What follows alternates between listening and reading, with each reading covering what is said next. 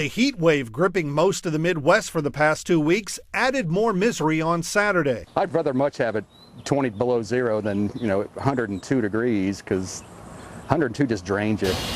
People in St. Louis looking for relief as the high hit 107 degrees, their 10th triple-digit day in a row. The extreme heat extended all the way to the East Coast. Washington, D.C. soared to 105, missing their all-time high by just 1 degree. Parks and playgrounds were empty.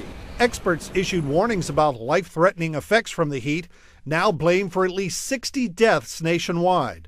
The toll includes 3 people in Ohio left without air conditioning and cold water. It's important that we realize that everybody can be at risk for extreme heat. And so heat-related illnesses and heat-related deaths do not discriminate. In New York City Central Park, runners took extra precautions, working out early to beat the oppressive heat and humidity. It's just harder. Everything's a bit harder. Just try to pour water, keep pouring water. More than 33 states have seen blistering temperatures, and when you factor in the heat index, how it feels, it's even more painful. The heat has been an extreme by a number of different measures. You can look at it, let's say, in records. 3,000 plus records have been broken this week alone. Across the country, an estimated 500,000 people are still without power due to storms or heat-related outages. Utility crews worked overtime to restore power in hard-hit West Virginia and the D.C. area following the destructive June 29th derecho. It's just unbearable. You can't live like this. The Midwest, which has suffered the longest, got a bit of a break on Saturday. But farmers are still in desperate need of rain in the next few weeks to keep this year's corn crop from dying. Lost acres that could cost you at the grocery store. An estimated 75% of products consumers use include corn. One New York City ice cream vendor says the heat is melting his profits. Right now it's too hot. You see the people in the street. I'm meteorologist Jeff Morrow. Already starting to droop. From this Indiana cornfield, beautiful yellow squash, snap beans, to this farmer's market in North Georgia, an expanding drought equals worries. Does it concern you? Sure it does, because I've got a lot invested here, my wife and I, in this business. After decades of farming, Bill Stevens started this store last March. The fresh produce he buys locally is okay for now, but with each dry day, supplies are threatened. Of course, the prices are going to go up. And when they do go up to me from the farmer, I'm going to have to pass it on to my customers. Stevens isn't alone. For the first time since the U.S. Drought Monitor started in 2000, over 3/4 of the country, about 205 million people, are facing abnormally dry or drought conditions. And most crops, including corn, still have a long way to grow.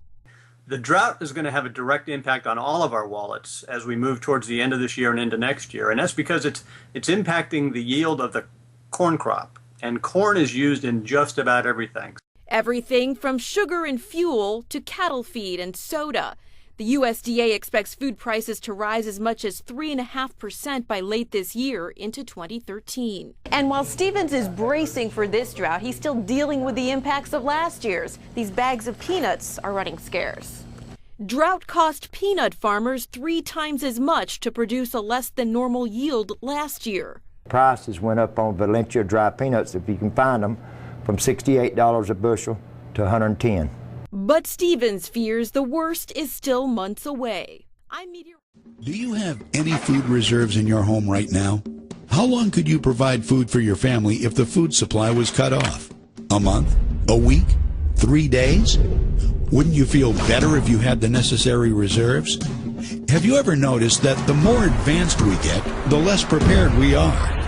Many things that defined life only 100 years ago are so convenient today that we don't really think about what would happen if that convenience were gone. Consider how we get our food. We just go down to the grocery store and grab a few things. But what if something happened that interrupted the food supply to the store? How long would it take for the shelves to be wiped out? What would you do? How long could you and your family survive? You know, for all the other important things in our lives, we have a variety of professionals, from mechanics to doctors, to help cover our bases. Why don't we also have a food professional? Food is our greatest dependency, yet most of us find ourselves unprepared for the uncertainties that lie ahead. Why take chances?